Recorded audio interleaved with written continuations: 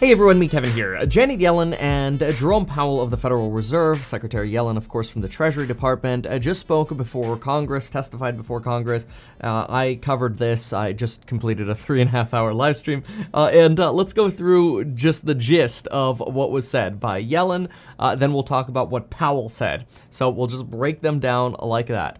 So first, Yellen starts by saying it would be devastating to not raise the debt ceiling. She says the debt ceiling is really just like paying bills that we've already incurred. She says it's kind of like ordering at a restaurant, and then if we don't raise our debt ceiling, it's kind of like saying, yeah, we don't want to pay. We just don't feel like it. It's like you already ordered, you already signed up for the debt, and now you don't want to pay it. Like, it doesn't make sense not to raise the debt ceiling, she says. She says if we fail, aka if Congress fails to raise the debt ceiling, we will have a financial crisis, interest rates will skyrocket, and we will face financial calamity. Then she was asked, is it correct that once the genie is out of the bottle, it doesn't go back in? That is, once we screw up and we mess up the debt ceiling, that now the calamity is unleashed, so to speak. She says that's correct. It would be a manufactured crisis, a self-inflicted wound of enormous proportions.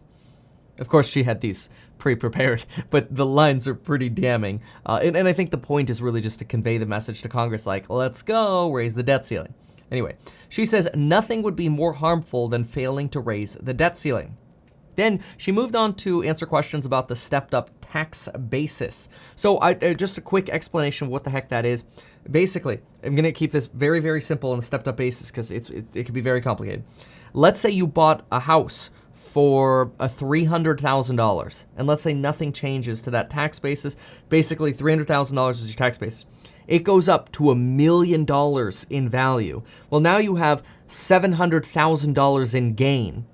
You can now sell that house, do a 1031 exchange if it's a rental property, buy another house, take that $700,000 gain, move it into the second property through an exchange. So you never paid taxes even though you sold. You can't do that in stocks. You can do it in real estate. Now, let's say that $1 million property goes up to $2 million.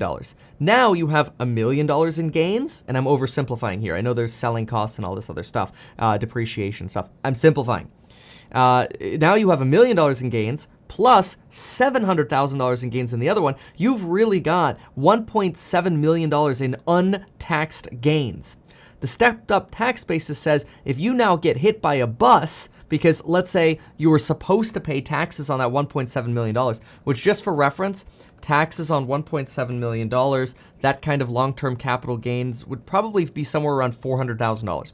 So let's say you had to pay $400,000 in taxes, and you're about to sell that property and pay $400,000 in taxes, but then you get hit by a bus and die. The United States government says, just kidding, you don't have to pay us that $400,000, aka your children don't have to pay that $400,000, so your basis goes up. That's called the stepped up tax basis. Now, your children, the very next day, could sell the property and not pay any taxes on that $1.7 million in gains. This is one of the big core tenets of the real estate investing course, where we talk about investing in real estate and taking advantage of the fact that you can build this insane long-term wealth and basically never pay taxes. Now, currently, there's a discussion about potentially removing this stepped-up tax basis, which says, okay, there are plenty of other ways to make money with real estate investing, and it doesn't really benefit you until you die anyway. It's more of a family thing. But that's the stepped-up tax basis. She says she is in support of eliminating the stepped-up tax basis, that some income is just never taxed, the wealthy like this, basically what I just described. And she argues that there are two things you can do. You can tax those gains at the moment of death, rather than giving that stepped-up basis, or you can do things like just basically let the heirs carry that 1.7 million in gains, let's say in this example, not pay taxes at the time of death, and whenever the heir sells, then pay taxes. She sees this as a loophole. And so she wants to close this loophole, and Congress has discussed potentially closing that stepped-up tax basis loophole. So then, she mentions that clearly inflation this year is going to be above 2%. We are seeing it taper off, but it will probably end the year around 4%. Then there was a question. I'm going to keep this one brief because I really want to get to what Powell said. She mentions she was asked by Senator Loomis, hey, what's up with these new IRS disclosure requirements? Basically, Janet Yellen is saying, look, banks already report when you earn interest. What we just want banks to do now is report on that same kind of 1099-T form, the aggregate inflows to a bank account and outflows. The reason for that is they're trying to say, hey, look, if $1 million went into an account, 500K went out of an account, hey, did we get taxation on that extra 500K? Like, did we actually see taxes on that money? Because presumably if 500K was expenses, like, hey, was the other 500K taxable? Then she goes into talking about how we have a tax gap. Senator Loomis said, hey, this is a violation of privacy. Janet Yellen says, hey, look, we need to be taxing. We need more audits. We need to make sure people are paying their fair share. Then Mr. Rounds, Senator Rounds asked, what if we become the next Greece? How can we keep spending at unreasonable levels and creating these social welfare programs like the $3.5 trillion infrastructure package? She responded in sort of a twofold answer, and I'm combining responses here because she's responded this multiple times. She says, look, you could look at our levels of debt in two ways. One is debt to GDP, in which case it's high. But if you look at debt to payments, we're at a super low level. Interest rates are super low. Now, separately, I've done research on this, and I've noticed that even if our interest payments doubled, we would still be at a lower payment to income level in the United States compared to where we were in the 1990s. So we've got a lot of capacity to support these debt payments, obviously, unless interest rates just sort of skyrocket in the longer term. But then, of course, she mentions that this $3.5 trillion infrastructure package proposed by Joe Biden and Democrats in Congress will be fully paid for by higher taxation. Then this, of course, led to a lot of challenges, like, hey, well, aren't these programs inflationary? For example, Tim Scott was trying to get Jerome Powell to comment on them, saying, hey, yeah, these programs create inflation. This is bad. Of course, Jerome Powell punted on that, which we'll talk more about Jerome Powell in a moment, but he just says he doesn't talk about fiscal policy, so totally punted on that.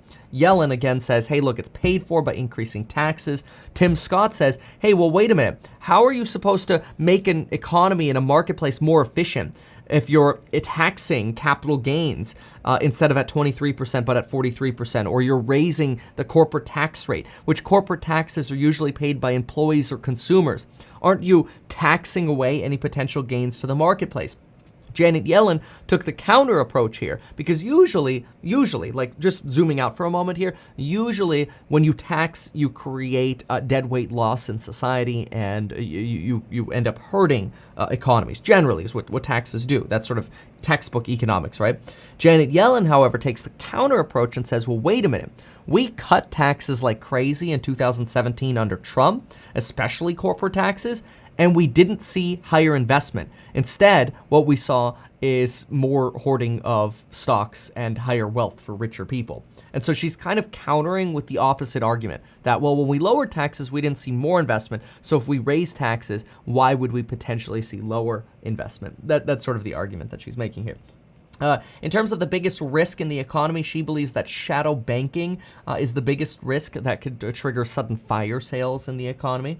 She mentions that the National Economic Council is working on estimating when supply chain issues will be resolved and wants to, this was a big one, wants to find a way to make the child tax credit permanent. She says after just one payment of families receiving the child tax credit, that's $300 for children under 6 years old, $250 for children under 18 years old per month. We only have that for 1 year right now. In the $3.5 trillion package, there's a proposal to extend this for 4 to 5 years. Janet Yellen saying she wants to potentially make this permanent. She mentions that after just one payment, individuals who were food insecure dropped, or who reported they were food insecure, their families dropped by 24%. And that really the child tax credit is a way of helping people pay for food and clothing. She also says she's not in favor of mandatory work requirements to receive the child tax credit because there are a vast majority of individuals already working who are receiving them. There are income thresholds, obviously, for this. And some people who receive this are disabled or are grandparents who are retired who are also getting the support they need to help children. Now, let's jump on over to Powell. So that was a full summary of what the heck Janet Yellen just said. Now let's talk about what Jerome Powell just said. So Jerome Powell says, first, that you should get life insurance in as little as 5 minutes. Link down below by going to metkevin.com/life. There's also a new coupon code for the programs coming out. I think it's Diamond Hands, but anyway, the prices have gone up. But anyway, I don't know that that's even going to be in the description yet. Okay, what Jerome Powell actually said. Jerome Powell said, number one, it's essential to raise the debt ceiling. Potential effects could be severe of not raising the debt ceiling. He says we have not yet met the need for, or have not yet met the criteria for maximum employment. But he says that we're still going to be accommodative for the economy throughout mid next year. And so basically what he's saying is just because we're tapering does not mean we're at max employment. We're going to taper, but still accommodate the economy by still printing money, basically, buying bonds, essentially printing money, and in doing so until at least mid next year. Then, and he put emphasis on this word, he said, I'm going to emphasize it the way he did. However, the test for raising rates is substantially higher. He said that. I actually saw some tweets go out after he said that, and they forgot the word substantially. And I thought that was very, very important, and especially since he put emphasis on that. So he's saying, look, we're going to taper, but the test for raising rates is substantially higher, which is really good. Now, the Fed's already given us a forecast that they want to raise rates one time in the second half of 2022, 2 times in 2023, and 3 times in 2024. And these are 0.25% bumps, right? So that's the tentative trajectory. When asked about inflation, he mentions that he does see that inflation is much more structural now than what we saw with used car prices. And he says this is because of the supply chain issues. That supply chain issues have not necessarily gotten better, but they've actually potentially gotten worse. Look at port congestion, look at shipping, look at issues in China, look at issues at our ports. You've even got, I think it was the Port of Long Beach just put out an alert that they're starting to do 24-hour shifts in some cases. Well, 24-hour openings in certain parts of the port, not individuals doing 24-hour shifts. But anyway, he mentions that we believe inflation will come down, but you look at measured inflation, most of it at the moment that's high is still coming from a small category of items, and we expect that to be transitory. All right. He's mentioned that a lot, and obviously he's gotten a lot of heat for this transitory inflation being quite persistent. Then he talked about getting a central bank digital currency. He mentions getting this done is important, but even Pat Toomey was pushing for this, saying, hey, we want to make sure that we use this, that it's not something that's used to spy on Americans, it's not something that becomes a retail bank, but it's something that creates huge competitive opportunities, and we should really have a digital dollar, so let's get going on the central bank digital currency. That way the private sector could start operating with it, and Jerome Powell agreed with this. Elizabeth Warren came out with, I think really she was trying to just zinger Jerome Powell. She asked him about the Volcker rule with private funds, to sort of cast doubt on some changes that led to potentially how Archegos collapse. Jerome Powell kind of dodged answering this question, but most importantly from what Elizabeth Warren said, she basically tried to slam him. She mentioned that there are too many Republicans in positions of power, especially at the Federal Reserve. Keep in mind, Jerome Powell is a Republican. And she says that it's people like Jerome Powell that basically planted the seeds for the 2008 financial crisis, and therefore Jerome Powell is a dangerous man and she will not support his renomination.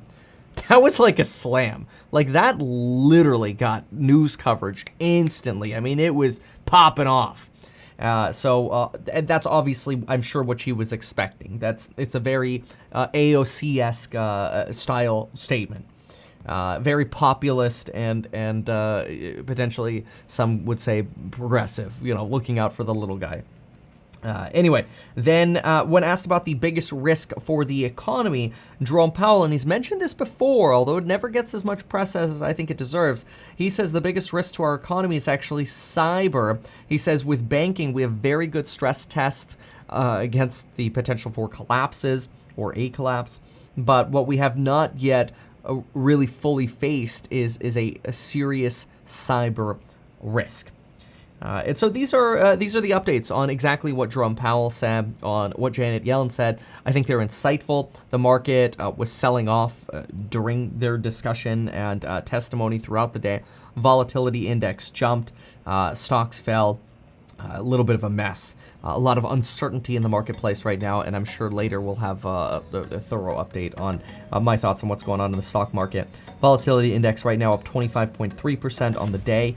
That is not as high as it was earlier when we peaked around 30%. All right, folks, I thank you very much for being here. Really appreciate it as always. Check out the program's link down below. Check out the life insurance you can get at Ladder Life by going to metcalvin.com/life. And folks, we'll see you in the next one. Thanks so much.